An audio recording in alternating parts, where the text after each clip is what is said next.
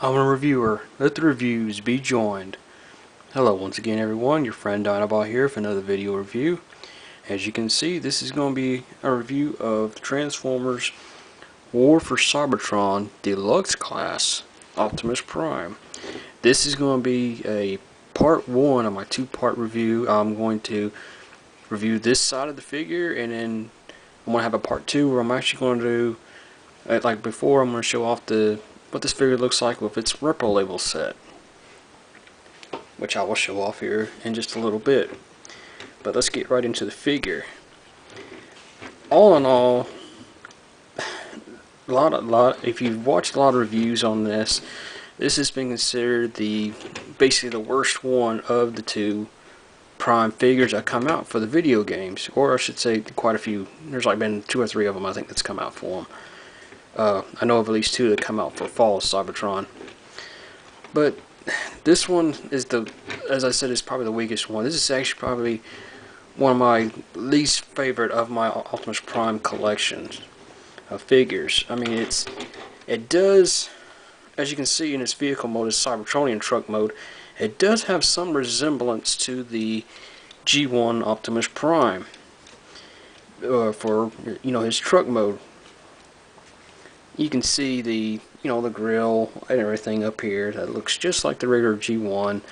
Does kind of have the smokestacks and the same color scheme and everything for him, but looks more like a futuristic style truck, which I do kind of dig. I mean, it does look nice. I mean, it really does. But I'm going to show off the Fall Cybertron Prime here in a little bit once we get this guy transformed to do a little comparison. But to me personally, this figure should have come out for the War for Cybertron, the first one, instead of the second one. And really, if you've played the game, you know about some of the way through the game, Optimus does get the Matrix of Leadership.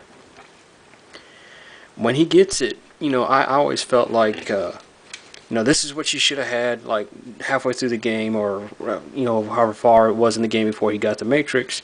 Basically, it was like a lieutenant or a commander or whatever. He wasn't fully in command, but he basically had a small squad or whatever he led. And then when he got the Matrix, he basically became the bigger bot. Basically the Fall of Cybertron, or excuse me, the War for Cybertron Prime, which was a lot better. But still, I mean, this one isn't all too bad. I mean, the wheels are nice. It does look a lot like the actual game in the wheel wise, because it does get the resemblance of futuristic style wheels and everything. And I mean, it's not bad. It's really not in my book. He does come with his gun, which does have resemblance to the original G1 issue Prime. It does have 2 holes here for it, so you can post it. For vehicle mode, you can't really stick it anywhere like this unless you can't even really do it that way. But when you flip it around to this and use this peg, you can post it up here, on that side, and you do it on the same side right there. And you got 2 peg holes on each side, right above the wheels, that you can stick it to. Which these sides, it does kind of look kind of bad. It looks kind of awkward to get them have it in there. I mean, honestly, it does. If you want to display him or have him like this, it does look better. But I mean, it's not bad. The gun's not bad at all. But let's get into transforming this guy, shall we? And it's not really a very difficult transformation. To start, the best way I find to start is to start with the legs. You want to bend this part, the midsection, down. You also can turn, well, let's not turn it yet. You want to separate as well, right here, because you see these got little pegs here that you'd be mindful of. And then you flip, like most deluxe figures, you flip at the, for the knee down, and then you flip the foot down, and you sometimes can hear it as it clicks. Well, it's not going to there for me. Clicks into place, and you do the same with the opposite side. Flip that section down, push this section back, There, that one did. That's how it actually clicked for me. And there you have his lower section. Now the upper body, you just pull these part right here, the front bumper, which as you can see, I'll show it off here. I'm just going to turn these up to show a little bit. One side does have the little peg that pegs into the other side, so you still want to be mindful you don't pull too hard to, you know, maybe break that piece off. And then you, just like with the legs, or just like here, also if the legs pulling them apart, there's little peg holes, pegs right, I'm not sure how well it's going to focus right in there. As you can see, as I pull it apart, you can see it right there. So you want to be mindful of those as well. Oh my God, it's not wanting to work with me here. Next you want to, right here at the arm, you flip it down and around. As you do so, you can turn the bumper basically around to form right up underneath the forearm there. And you turn the fist back around to straighten it out. And you want to do the same on the other side. Flip it, turn it around, flip the bumper around, and turn the fist around. Next, right here, you flip this piece up and back it around.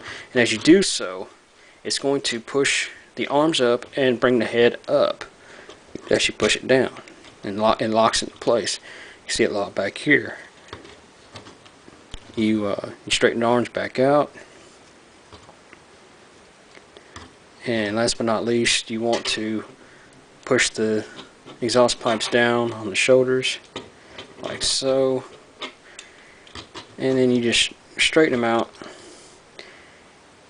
And there you have Optimus Prime, Deluxe Class, Fall Cybertron Prime in his robot form. And you just take his gun and post it in his hand there. All in all, apologize for that. The camera slid down on me. All in all, the figure's not bad at all. I mean, it's not horrible, but again, it's the worst in my book of the worst of the three primes that's come out for the video games. The head I like the head sculpt. The head does look nice. Problem is the way it's sitting on the ball joint. It's kind of sitting basically like I'm not sure how well it's going to come across on camera, but you can see it's sitting pretty much at the very back of his head, almost like where a human spinal cord will be on his head, on the back of your neck. It's basically where it's sitting at. It needs to be more centered, but it's not too shabby really. I mean, you can turn it, but it does kind of look like he's looking up instead of, and you can't really get him to look back down. The arms, the shoulders, you can twist it around all the way around. You got the joint here for the arm. You can swivel it there, right below the shoulder. You do have the fists, of course, can turn. It does have some rotation in the waist, but it's not going to go all the way around. It's going to go like maybe almost halfway. Then the hips, you have the same basically ball joint, because the shoulders are also on a ball joint. They can do that like this, and you also have the little joint right there to twist them around a little bit if you wanted to.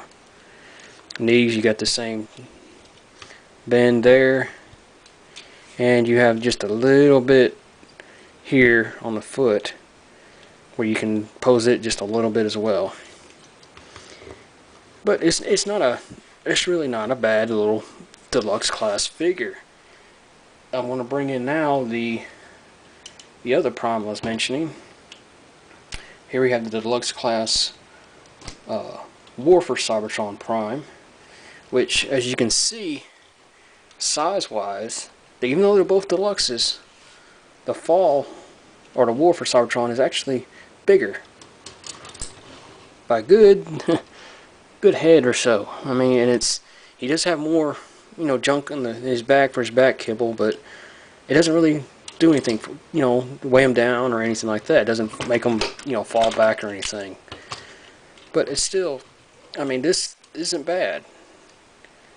I mean, it's kind of, you can tell, like I said, you can see the difference really in how the company has brought these out has changed the face of the size of them.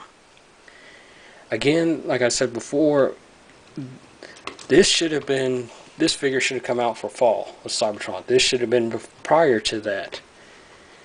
This should come out for War for Cybertron, and then like halfway through the game, you know, he gets the Matrix, he evolves into this Prime. I mean, it's just a sad way for Prime to go. I mean, granted, they do try to give it more of a G1 look, which I can see that appeal to it. Let me go ahead and move this Prime out of the way. I can understand, you know, the storyline for the game. It basically had them where they, right before they come to Earth and everything, and I can understand them having the somewhat truck aesthetic, but at that point they have no idea about Earth. They have no idea about the, you know, the vehicles and stuff here on Earth. Of course, by the time when they crashed on Earth, it was, you know, it'd be millions of years before they wake up and they find these vehicles. But still, you know, it's weird. That's all I can say. I mean, the figure itself isn't bad. I mean, the articulation, the color, all that's not bad on it. I just felt like this one was the, I don't want to say the worst of the three, but it kind of is. It's kind of the design for them. It's because they did as much as they could to the actual game. That was the bad part of it. But we're going to go right into the Reprolabels for it. This is the Reprolabel sheet I'm going to apply. As you can see, it's got a lot of nice little neon. These are actually, all this on this side is actually spares for it. You have this here for the torso, muffler, the rear wheels. You know, it's got belly, legs, inner leg, you know, shoulders. You know, it's got all these little good colors that's going to brighten him up a lot, which is what he really needs. I mean, he really does need the brightness, because if you play the game, you know, basically when he's in vehicle mode, all the wheels were lighting up, and he had a lot of like energy like flowing through them. You can see like up here in his chest, you see like a little bit of red sliding through there and everything, which I believe this is what these will do to it. But still, it's not bad. I do recommend getting this set. I mean, I can't remember the exact price I paid for it. I don't think it was very much. But Reprolabels.com does get some good designs. The one I'm most looking forward to as of right now is a set for Kronos. I'd love to see what they were going to bring out for him. But one last note on Reprolabels, you know, you can go there, you can find any set you need. If you've seen my previous videos, I've done a G1 Pretender Starscream. They have a set for that. They have a set for the original G1 Starscream, for Skywarp, all original G1 figures. They have them all there. Same with Autobots. You have one. They have the ones for the Autobots as well. But again, as I said, this is part 1 of 2. Look for part 2 in the next few days to be posted. I want to thank you all again for watching. I want to post a link below to my Twitter account if you'd like to tweet me any questions or follow me on Twitter. I'm also going to post a link to the Reprolabel website, where you try to order your own copy of this to get for your own Fall Cybertron Prime. I'm also going to post a link to my email account, where you can email me any questions as well. But again, this is Dinobot saying thanks for watching, and I hope to hear from y'all soon.